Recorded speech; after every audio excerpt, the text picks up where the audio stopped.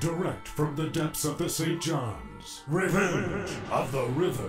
It waits with a vengeance, its streams seething. We've got to do something. Its wetlands grieving. And that's not healthy. Now, it's payback time. It won't be pretty. Revenge of the River.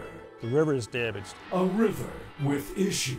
We're talking about transforming decades of abuse. Will the river get its revenge on us? If that river dies, I think Northeast Florida dies. Stay tuned for the terrifying conclusion. It's scary. Revenge of the River. Look out. It's headed your way. Imagine a place on the verge of squandering its treasure. Picture it on the brink of destroying its splendor.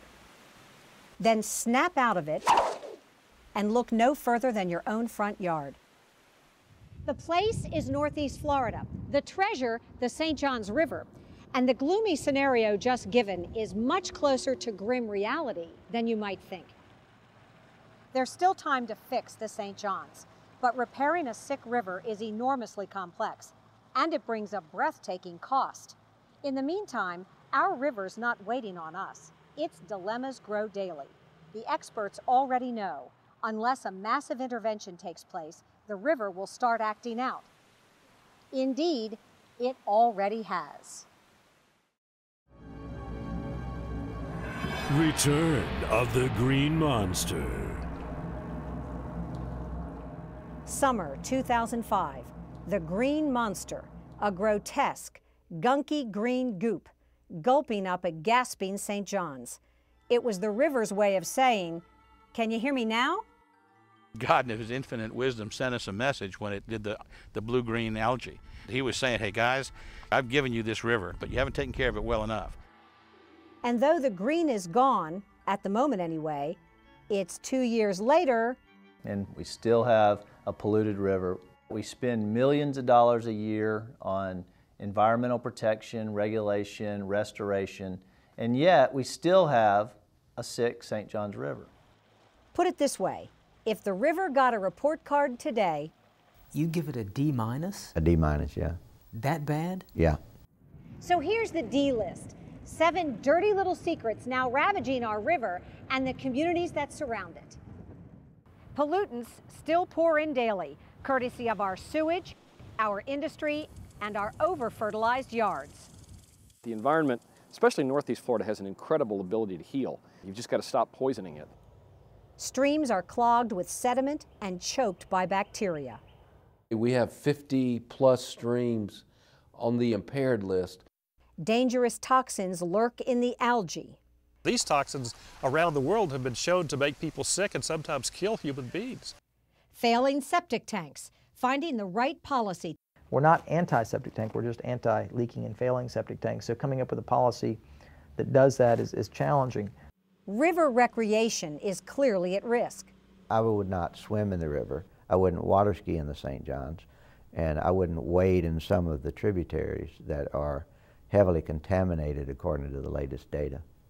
Development is maxing out, and some blame that on developers gone wild. Do you think the river's something special to these people? It's just another thing that gets in the way of them making money. And all those problems metastasize as we supersize. What will happen when the population doubles? Clearly, we can't handle the population that's here now. We let the problems fester until they become a crisis, and then we have to focus a lot of attention on the crisis. And that's what we've done now.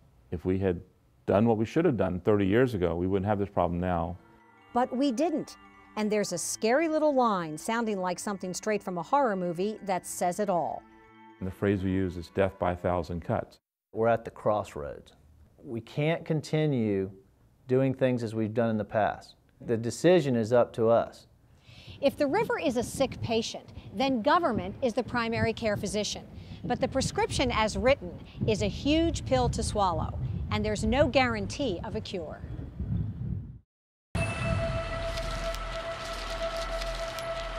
Attack of the Accord. 1 year after the goo of the Green Monster gobbled up the St. John's, On a scorching hot July morning, this acknowledgement. The river is not well. Followed by this assurance. For too long we have taken from it, now we will give back to it. That announcement launched the River Accord, a 10-year, $700 million makeover of the St. Johns. I think there was a general happiness that, okay, finally we're going to focus on the river and improve its health. The Accord document is quite a read. Flipping through the 50-plus pages, you'll find pledges to cut wastewater discharge, upgrade sewage treatment plants, clean stormwater runoff, eliminate failed septic tanks. The Accord's goals are grand, the undertaking unprecedented. Actually, $700 million is cheap. After all, a healthy river delivers billions to our economy every year. There's just one small problem. That sounds great, and it is, except we don't have the $700 million, which is the key. That's right. Nobody's totally sure where all this money's coming from. That is one thing the River Accord has given people this false hope that, you know, somehow the government and this magical plan is going to address all the problems that are facing the river. And it's not that simple. Here's the deal on paper. To get to $700 million, JEA kicks in $200, City of Jacksonville $150, Water Management District $150, and the final $200 from the state of Florida. All that over 10 years. Now the reality. We're at the mercy of the revenue that is generated from year to year. If the money's not there, the river will not receive the funding that it needs for restoration. Perfect example, the Florida legislature. For 10 years, they're expected to suck up a big slice of that $700 million pie, an average of $20 million a year. But when the budget's tight, expect a food fight. Everything is impacted, and so it becomes a battle of commitments. That's how it is with multi-year projects. Our river competes for cash. The St. Johns versus hundreds of other water projects around the state. About the time you get to the second or third year, people are just, you know, kind of their eyes glaze over, or worse, they say, oh gosh, you again, didn't we do this last year? They lose sight of the fact that, yeah, you did it last year and you're going to do it for 8 more. What would help is a dedicated revenue stream, no pun intended, dollars targeted to the river and nothing else. But in the 2007 legislative session, Tallahassee did not provide that stream. And even the anticipated appropriation of $20 million trickled down to 13. If all I'm able to do is $10 or $20 million a year, it's going to fall way short. I mean, there's going to have to be a balloon note somewhere. And now, here's the kicker. The $700 million is only a down payment. Cleaning up the river could ultimately cost $2 to $5 billion. Until you get the scientists and the engineers in to begin to look, you don't really know. We're just kind of doing a ballpark back of the envelope estimate. We probably will spend billions before we're finished, and I'm not sure you ever really get there. And detailed as it is, there are critical issues the Accord does not even address.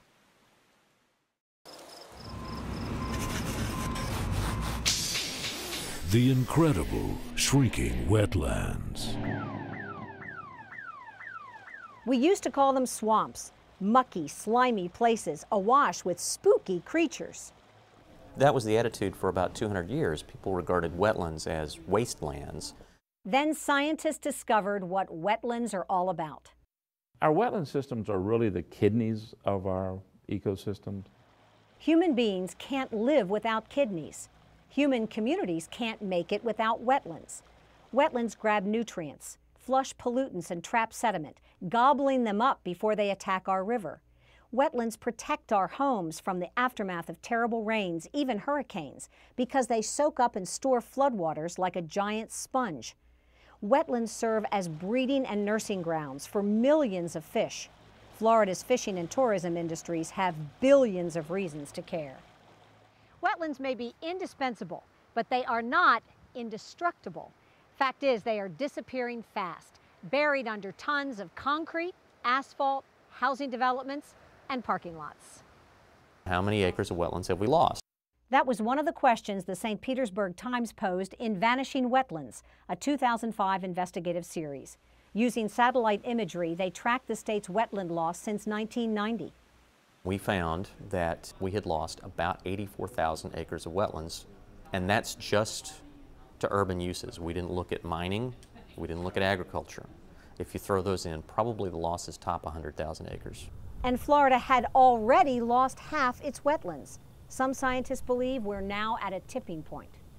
The St. Johns River hasn't suffered a major hurricane hit in a number of decades, but it's inevitable that at some point it will. Where is the storm protection? Where are the wetlands? Those were two of the questions millions asked when Katrina devastated New Orleans. The city of Jacksonville is facing a similar kind of flooding event. Granted, the city is not located below sea level, but there's going to be a lot of flooding when that storm comes through. We are living on borrowed time. We should have left those wetlands alone. One of the questions I get almost every speaking engagement is, I thought there were wetland protection programs. And what I always tell people is no, there are wetland permitting programs, not protection programs. Here's what he means. Say a developer wants to pave over a wetland to put in a parking lot. That developer needs a state permit from a water management district. Then it's up to the feds. And you need a permit from the U.S. Army Corps of Engineers, because that's the agency that is supposed to be the federal protector of wetlands. But what may amaze you, this federal agency literally permits the destruction. The Corps office is in Jacksonville, and that office issues more wetlands destruction permits than any other Corps office in the world. How many permits? Brace yourself. Between 1999 and 2003, we found that the Corps issued 12,000 permits in Florida alone for wiping out wetlands and denied just one. We're told Corps employees are simply overwhelmed with permit applications, so they investigate rarely and instead process relentlessly. They are incredibly busy, terribly understaffed, and they just crank the permits out and often don't go out and visit the wetlands that are being wiped out before they approve the permit to destroy them. I just think that's a terrible way to make these decisions. The Corps claims it does get developers to significantly scale back the original request, but the Times investigation discovered even that's not true. They're giving the people who apply for permits 94% of what they want. The Corps of Engineers office in Jacksonville is reducing the impact by just 6%. The disappearance of Florida wetlands and the Corps' compliance is a disconnect from a 17-year-old federal policy, the much heralded no net loss of wetlands. But the word net has a lot of wiggle room. The federal policy is supposed to be that there will be no net loss of wetlands, that where you destroy a wetland over here, you make up for it over here through this thing called mitigation. But experts tell us many mitigation projects are failures. I do wetland mitigation. It's part of what I do. But I've worked at it for 40 years. You have a lot of people that have worked at it for 4 weeks. Sometimes developers try to mitigate tens of miles away from the spot where they're destroying the wetland. They want to fill in literally hundreds of acres of wetlands, and then they want to go off into another county, not adjacent, not similar, but another county, and try to create wetlands there. That doesn't work. Most wetland restoration projects for mitigation do not work. That's well documented. And it's been documented for over 10 years. The system is broken. After all that, we had a lot of questions for the Corps. But like the wetlands they supposedly protect, the agency pulled a disappearing act on us. At first, the Corps promised us an interview, even set up a date and time. Then, as a courtesy, we emailed them a list of interview topics.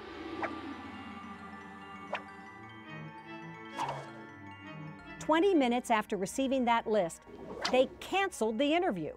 Our repeated requests were ignored or got this response: that day never came."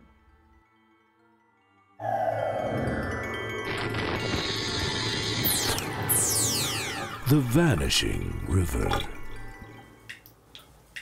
That steady drip, drip, drip. It may seem incredible, hard to swallow, but Florida's running out of drinking water. Florida gets a lot of rain, we have a lot of water, we can't possibly run out of water. Well, that's not true. We are running out of water. A report from 3 of the state's water management districts offers this stunning assessment. Central Florida's public water supply is not sustainable. It is insufficient to meet future demands. The report goes on. By 2013, only 6 years from now, Central Florida will need alternative water supplies. By now, you've guessed the alternative. It's us. The project would pull an average of 170 million gallons a day out of the St. Johns River. That would be more than 1 billion gallons a week. We have no idea what sucking that much water out of St. Johns River is going to do to the health of the river. It's scary. The lead agency in this venture, the St. Johns River Water Management District. We don't think it'll do anything to the river. Our expectation is there will be no adverse impact to the river caused by the withdrawal of that water. It is, to put it mildly, a controversial project. We really have no idea, what would happen. And we have scientists who have done models, but you don't know some of those things until you do it. And then when you do it, oftentimes it can't be undone. So we got to be really, really careful as to how we use the water. I've never been enamored of the idea of pumping water out of the St. Johns River. Once you start, they don't stop. There's going to be pressure to continue to pump more and more and more. Everybody's in denial about conservation. Conservation, as in water conservation, seems like the word barely registers a blip in our collective vocabulary. It sounds so retro. It should be the first thing that we consider, and it's just simply not emphasized. Maybe because it requires a commitment.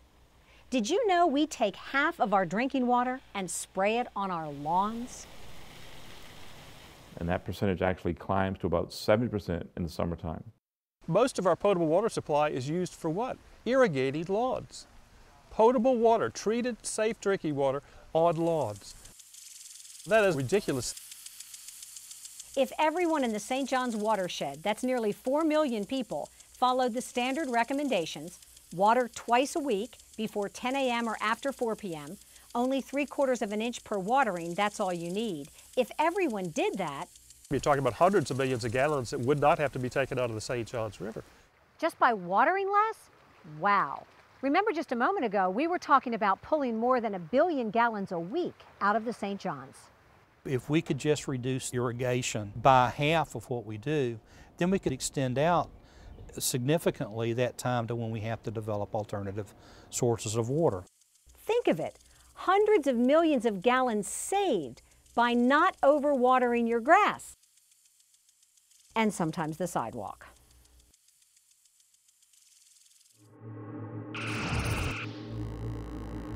Showdown on the St. Johns.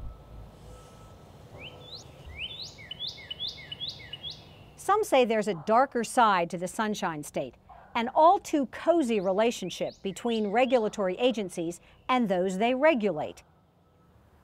The Department of Environmental Protection, DEP, is the lead agency charged with protecting Florida waterways. With the DEP, there's a lot of powerful interests. They're lobbyists for developers, for industry that have a lot of sway. DEP has not been a real friend of the cleaning up the St. Johns. Among DEP's responsibilities, issuing discharge permits. Any utility or industry discharging pollutants into Florida waterways has to have one. The permit limits the amount that can be discharged. St. John's Riverkeeper, based in Jacksonville, is a nonprofit watchdog group and this program's sponsor. A Riverkeeper investigation reviewed DEP discharge permits for an 18-month period, from January 2005 to August 2006. During that time, Riverkeeper uncovered 294 permit violations. That's one every other day. All 294 directly impacted the St. Johns or its tributaries. Wastewater plants were responsible for most of the violations. Is 294 a lot? Yeah, when you consider each one of those is breaking the law. Each of those violations was breaking a law. So to me, you break the law almost 300 times, that's a significant fact. One notable case occurred at the Palatka Wastewater Treatment Facility. It violated its permit 8 consecutive months. For 2 of those months, it exceeded discharge limits of the deadly poison cyanide. The worst month was June 2006, when its cyanide discharge was 5 times the legal limit. It took 13 months after the violations began, along with an inquiry from Riverkeeper, before DEP held the Palatka facility accountable. Riverkeeper met with DEP to discuss the plant's violations. There was kind of a sheepish look around the room, and we were told, well, you got us on that one. We don't have an explanation why this plant has been operating outside of the law. Ironically, in an interview conducted prior to the completion of Riverkeeper's investigation, DEP's top official insisted enforcement is a critical component of agency policy. You need to reach out to the industry and give them the opportunity to fix it. And if they don't, you need to enforce. Because without that enforcement, you will not see the environmental effects that you expect. We are a small organization. We have limited resources. And we uncovered almost 300 violations. And what that makes me believe is that there are probably other violations that are out there that nobody is catching. I think DEP needs to put compliance and enforcement at a higher priority. Growth management, the trendy new oxymoron? In some Florida counties, it may be. This is like the Saturday Night Live version of growth management. You know, it's like bonsai planner. Get out of my way and I'm going to grow and you're not going to stop me because we've done it this way, you know, forever, and my daddy did it that way. Perhaps a case in point, St. Johns County, one of the fastest growing places in the United States. In the next 14 years, developers will build 70,000 homes here. In St. Johns, that's capacity, full-blown, hard as you can go growth. But a growing segment of St. Johns County citizens say overdevelopment is ruining the community. Who do they blame? Overzealous developers. I mean, come on now. Let's just cut to the chase on this issue. This is about money. It's not about the wildlife. It's not about the river. It's about money. And they're going to do whatever they need to make the money. And if it's the river that goes down the toilet, then so be it. I mean, you're asking me to give a conscience to a industry that has no conscience. Of course they don't care. They demonstrate that on a daily basis by the way they treat our environment and the way they treat our citizens. What St. Johns County would eventually look like is what the developers have said to me, which is basically this. When we get finished with your county, you can have what's left. If Florida is only limping along with growing pains now, just wait, it's only getting worse.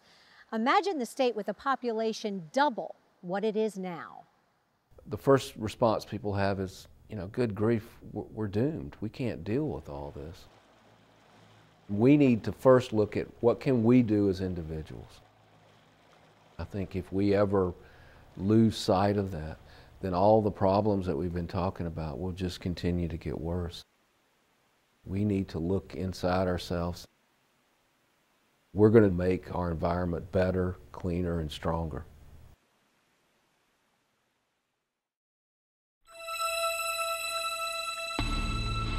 Honey, I shrunk our environmental footprint. Gainesville, Florida. This is Madera, a 44-acre, 88-lot, eco-friendly development. Homes are energy efficient. Landscapes overflow with native plants. Tiny pockets of grass poke up here and there, but some yards have no grass at all. Pesticides aren't needed. Very little fertilizer is required. Stormwater drains don't drink roof runoff. Instead, the water goes to the infiltration tank under the grass. Eventually, it's recycled around the yard. Even the driveways and sidewalks handle runoff. All told, water use in an eco-friendly home is less than half of a conventional home. 74,000 gallons per year on the conventional, 31,000 gallons per year on this particular model. But you don't have to live in an eco-friendly community to have a river-friendly yard. And you don't have to depend on the River Accord or regulatory agencies to save the St. Johns. Ultimately, this one's on us. First, get the facts. Start with the St. Petersburg Times award-winning series, Vanishing Wetlands. If you lose any now, it's significant. Google St. Petersburg Times, Vanishing Wetlands. It'll be the first thing up. Next, get involved. Talk to your representatives. Let them know you care about the river. They're hearing all the time from lobbyists and from special interest groups that have an agenda, and that agenda is not always in the best interest of the river. We need to let them hear us just as loud and just as often. The citizens of St. Johns County did that last November. 2 commission candidates ran against overdevelopment. They won. Thank God. Next, get connected. Go to this website after the show. You'll learn how to have a dramatic impact on the river without having a dramatic impact on yourself. You may not think that your activity as one person in a million makes much difference, but if you can get one other person to help you and they can get one other person, you have multiplying effect. And if we don't, will the river seek its revenge? When we talk about revenge, nature will turn its back on us. We're left with a community that is impaired or diminished. I always say that nature is a very powerful force, and with our help can restore herself. We will all have to bear some of the ownership and responsibility for that. We're at that point that we can't continue doing things as we've done in the past. The status quo is not acceptable. It's not going to work. We have to change the way we do things, and I think now's the time to make those decisions. I don't think we want to leave this up to our children and grandchildren to have to solve. We can't have our party and let them clean up afterwards. They say every generation pays for the sins of the fathers. In the case of the river, our fathers have an excuse. They didn't know. They simply didn't know. But we do. So if we pass this on to our children, what's our excuse? We know what to do. When should we start? Right now. And if we don't, we will know the revenge of the river.